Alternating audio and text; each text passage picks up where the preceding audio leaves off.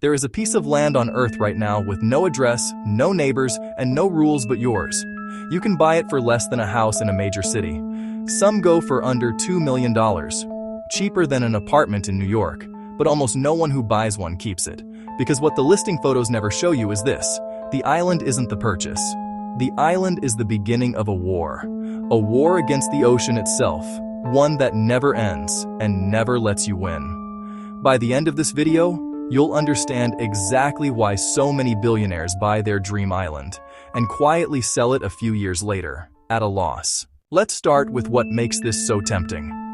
Right now, today, you can go online and buy a private island in Belize, in Fiji, off the coast of Canada or Central America, for the price of a modest apartment. A few $100,000, sometimes less, buys you total ownership of your own slice of paradise.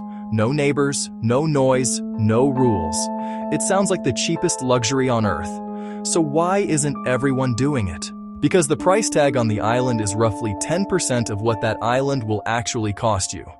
The other 90% is hidden beneath the surface, literally and financially, and it never, ever stops arriving. The first shock comes the moment you try to build anything. An empty island is just rock, sand, and trees, nothing else.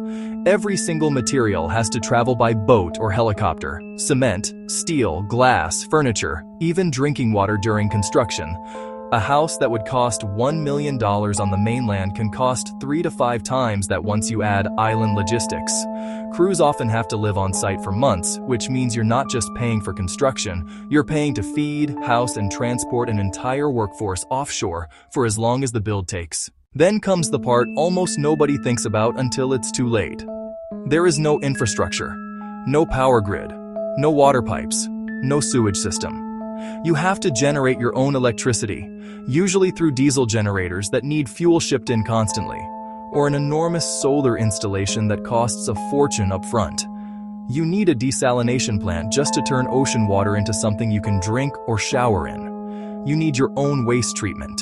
Each of these systems costs hundreds of thousands of dollars to install, and every single one needs fuel, parts, maintenance, and a technician on call, forever. Here's what catches every new owner completely off guard.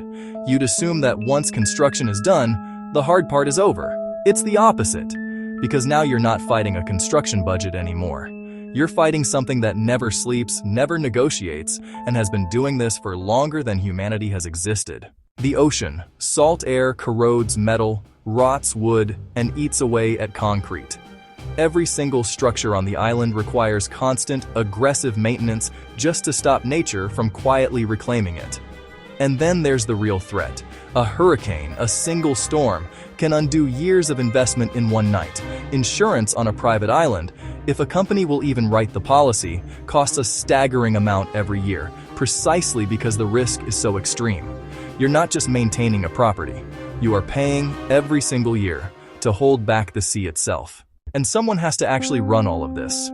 Most private islands need a live-in caretaker or small staff just to keep the generators running, the boats fueled, and the property from falling apart while the owner is away, which, for most owners, is most of the year. Add security, a boat or seaplane for transport, and regular supply runs, and you have a second, quieter payroll running in the background of a property most people only visit a few weeks a year. So with all of this working against them, why do the ultra-wealthy keep buying islands?